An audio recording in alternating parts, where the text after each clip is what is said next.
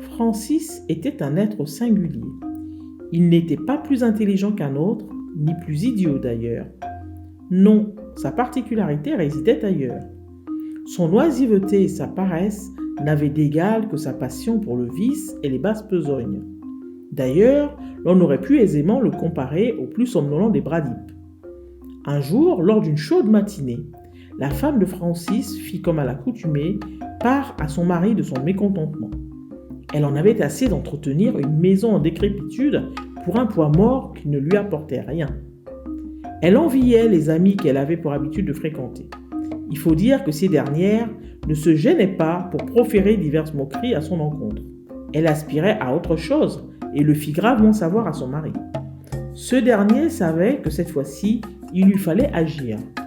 Souvent, il l'avait entendu lui faire ses reproches, mais il n'avait qu'à de très rares occasions vu sa moitié s'adresser à lui de cette manière, et il savait que lorsqu'elle le faisait, cela n'augurait rien qui aurait pu lui être profitable.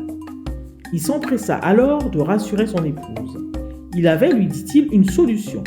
Il lui assura même qu'il paierait les réparations de la maison dans les 2 mois. Elle pourrait ainsi se pavaner auprès de son entourage. Malgré ce que l'on pourrait croire, Francis n'avait pas proféré ses promesses en l'air. Il avait bel et bien une solution, car dans sa famille, une rumeur s'était répandue.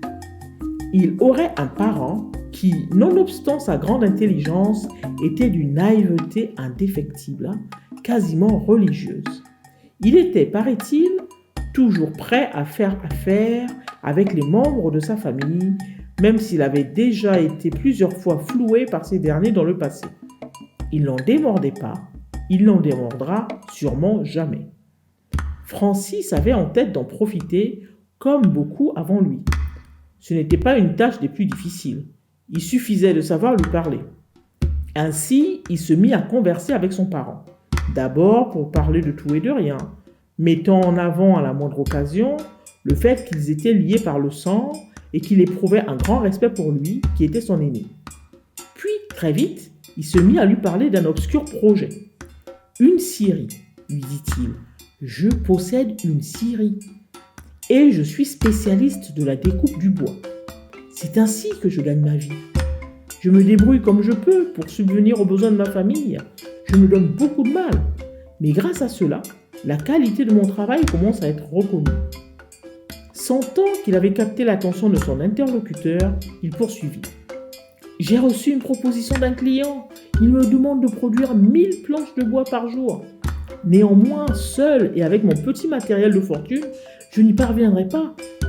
D'un autre côté, je n'ai pas non plus envie de fermer les yeux sur cette fantastique opportunité. » Une scierie donc. C'était là un bien grand mot pour définir le modeste terrain vague sur lequel de temps en temps il lui arrivait de découper des planches irrégulières dans un bois à la qualité plus que discutable. Son travail n'intéressait en réalité personne.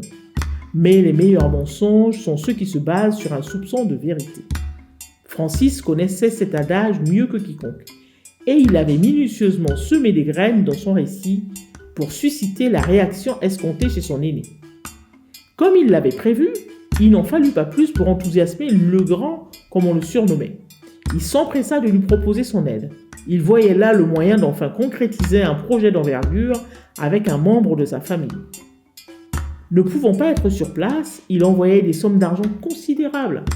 En retour, Francis lui envoyait des vidéos, lui montrant les problèmes qu'il rencontrait à la scierie, et il lui expliquait comment une nouvelle somme d'argent pouvait régler ce dernier, en prenant toujours bien soin de souligner que la somme envoyée serait évidemment démultipliée une fois l'affaire lancée.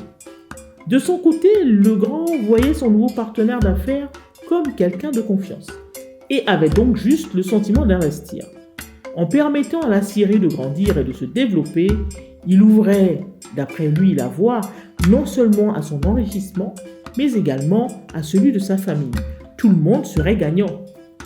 Ce petit jeu dura plusieurs mois, le temps que l'aîné se rende compte qu'il s'était une fois de plus fait rouler. Mais ce n'était pas grave.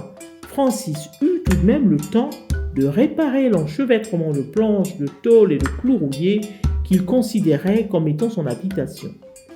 Il put même l'agrandir. pour le plus grand plaisir de son épouse.